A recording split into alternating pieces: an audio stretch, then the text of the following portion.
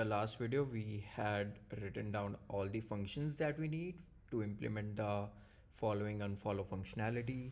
So in this video, we would actually just work our way up, create that generic view that we need to show up our followers and following, and then finally implement that functionality inside the general user profile view as well. So let's just go here.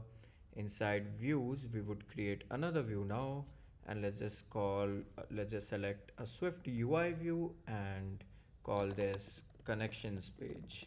So connections page is basically a generic view which would show either the followers or the following depending on how we open this up basically. So observed object var view model, and it should have an auth view model, or what was our view model name? It's a main view model, my bad. So this is there. We get users from here. Users would be database user, and then we can have an environment object. Basically we need that environment key for the presentation mode. So presentation mode var copy this out, paste this here. Presentation mode is all laid out. Now we can open a Z stack here. Z stack would have color.black, then it would have ignore safe area. This is fine. What we can do is we can go to the explore page. Explore page view has this button, so you could just use that button here. So similarly here we will have a scroll view, and let's add it here. So our back button is established. Now what we can do is we can open a VStack. This VStack would similarly be using the vertical stack as per the explore page. So let's just go inside the explore page and copy this vertical stack up. Let's go back, paste this here. So there we get it. Now there are some changes that we need to do. So we are using users that is being passed on to this view. So we use users, and we do have let's add s here. So it should be users, not user. And then what we can do is that we can check that if user dot user id is not equal to our current user. So auth dot auth, let's just import Firebase Firebase auth. So this is there, auth class. Then we can have the current user dot uid, and suppose if it's there, what we can do is that we can add, if it's not there basically, we can add a navigation link. This navigation link would be something similar to this, so you can paste it here. So basically it would direct us to a general user profile view where we pass in the view model and database user, and the label will again be profile cell view. And should we give it some kind of a padding to make it look better? We could do that. And yep, this is there. We have the padding, and I think we need to add navigation bar button hidden, which is true here. So this is one thing. Ignore safe area. Do we actually need to add ignore safe area all, or does it do it by default? I think it does it by default, but in case if it does not, we are actually missing this at a lot of places. So let's just quickly check where all we have added this. I feel like we have not. Okay, so we have not added it anywhere, so I think so all is not required. So this is fine. Now that we have done this much, our general user profile view needs some changes basically. So first of all, we can have a state property, which would be, there should be a state private var, and it should be is following. So why I am doing this is because the other is following property is actually a published property, and it could be that the API call takes some time to update. So in order for us to quickly show it to the user, I'm going to use a state property, and then we can obviously make the API call in the background. So that is what I'm going to do here. Now we do have some text which says database user. This seems fine to me. So yeah, this is there. Now we do have the button which was the follower following function button. Basically what we can do is that we can add some spacing here. Is following, if it's true, what we can do is that we can show the user to unfollow, and if it's not true we can show the user to follow. So yeah, this is one improvement. Now inside the button we would actually need to add some logic. So let's just start by checking the current user. So let current user, which would we would get from view model dot database user, and else we can just return from here if it has, if it does not have values. So that is fine. Then what we would do is that we would check if view model dot is following. If this published property value is false, what we can do is that we can call view model dot handle follow. So in the current user we would use the current user, and in the other user we would use the database user, which is being passed on to this view, which is this. Let's go back here, and if this is not the case we would actually have to handle unfollow. So basically it should be handle unfollow. For the current user it would again be the current user, and for the other user it should be the database user. So this seems fine, and what we can do is that we can toggle the is following to true or false here. So yeah, this is there. Now that we have added this much, I feel like the functionality is complete. Let me just think about it. Do we need to make some other change? We have added the font, we have added the foreground color and everything. And okay, what we need to do here now is that after the frame what we can add is that an on change modifier basically, and this on change modifier would check view model dot is following, and what it can do is that it will get an old value and a new value. So we would set our is following value to new value. So basically that published property, the moment it changes we refresh our local is following value with the new value. So that is what I'm going to do here. Now inside on appear we actually need to make few changes. So there's this fetch user data is okay, fetch user post is okay. What we would do is that we will search for view model dot fetch user following. So basically when we land to someone's else profile we would actually make an API call to check our signed in users following list, and the moment we check the signed in users following list we have the view model dot database user dot user id, and do we need to, yeah, and what we can do is that we can check for our, are we actually updating the function call. Okay, so for fetch user following we are not using this function call.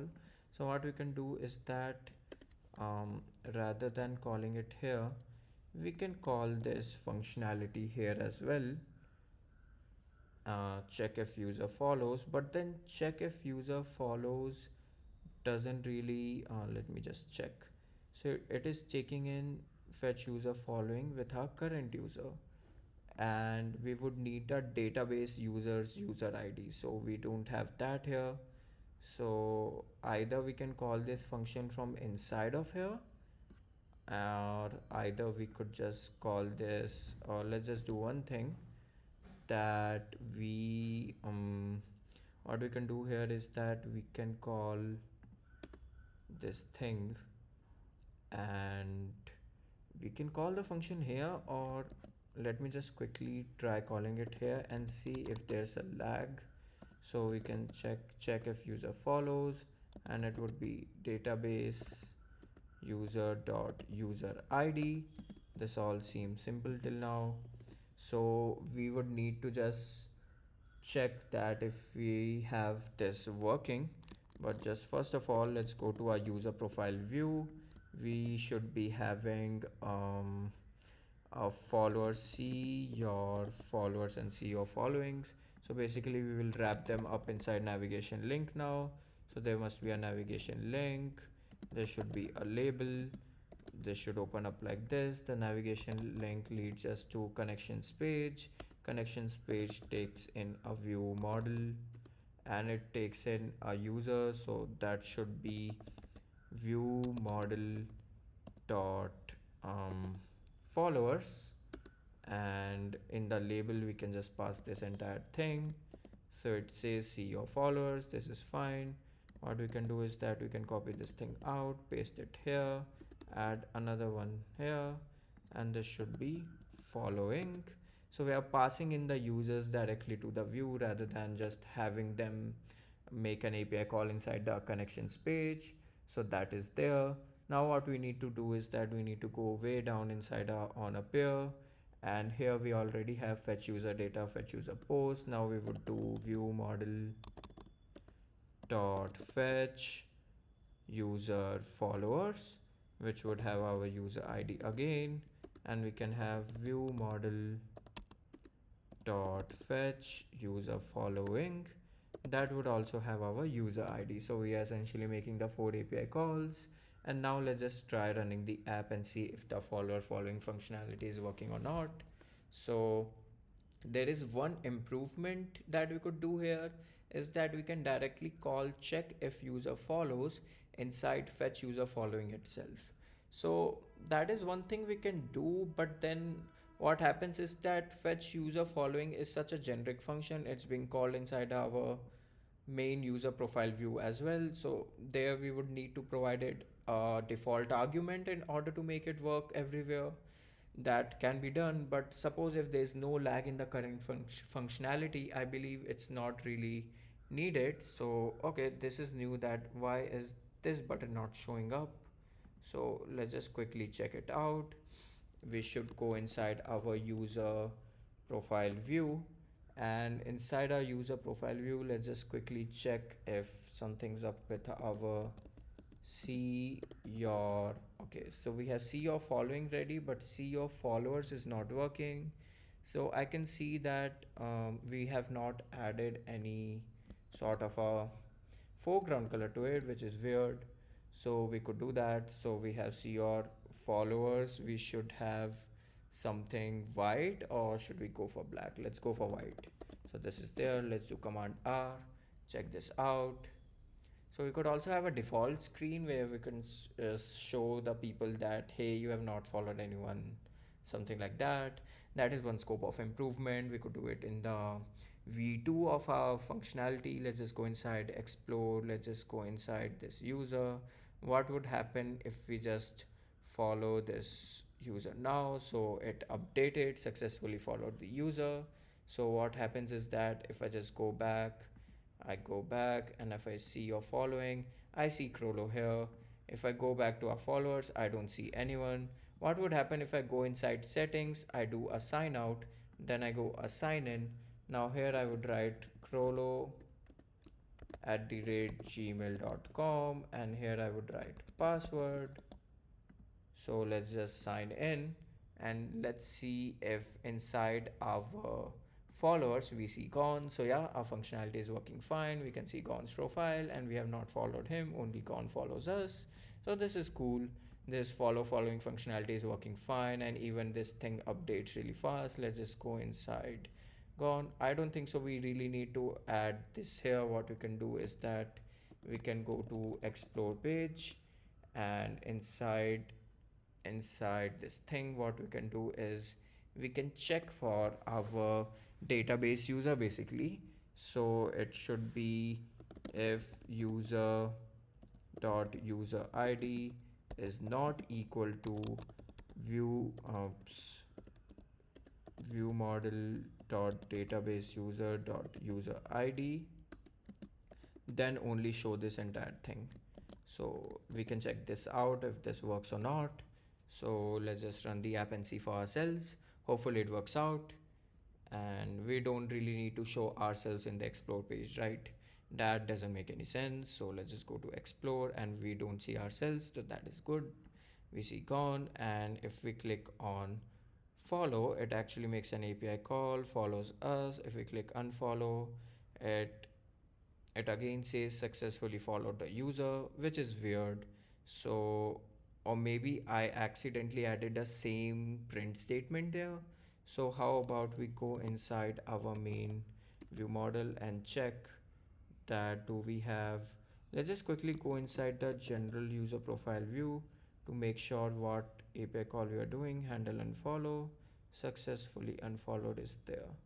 So I don't think so. It should have stated that successfully followed. I mean, this should only be inside one function which is there. So if we just go back, we should not see gone in the following.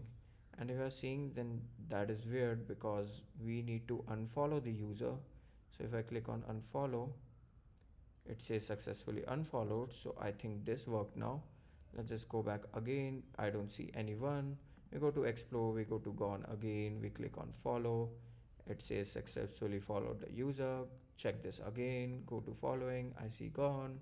What I do is now is that I unfollow him. So it says successfully unfollowed, if you could see.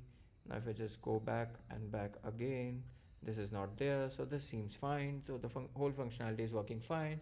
Now you could see that the loading is taking quite a bit of time, so this is not idle, right? So what we would do is that we would use Kingfisher.